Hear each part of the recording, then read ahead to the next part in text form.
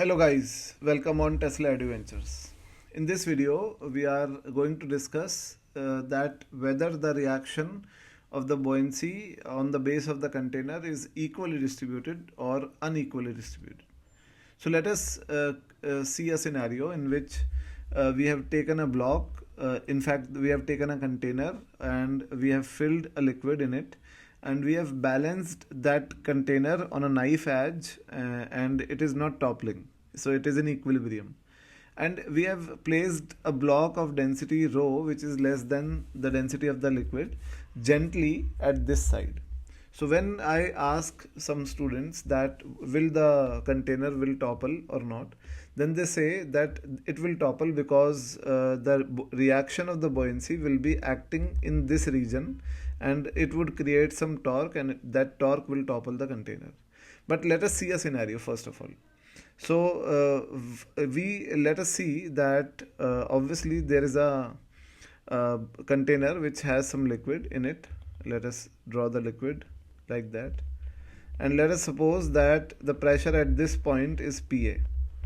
So PA will be obviously liquid mg of liquid divided by area of cross section.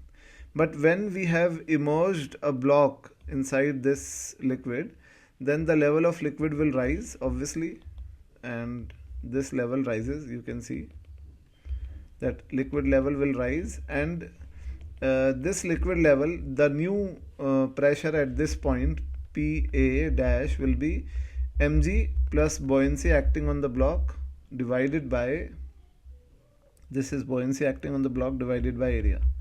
So in this way you can find out the new pressure at the bottom.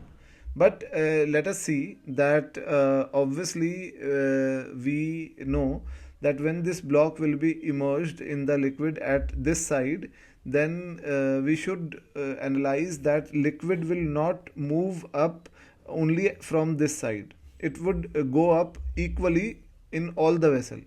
So the complete liquid will rise, and therefore we can say, due to the rising of complete liquid and due to the fact that at all the points pressure would be same by the Pascal's law, we can say that the buoyancy reaction is equally distributed on the base of the container, and therefore the net torque due to this reaction of buoyancy will be zero, and container will not topple.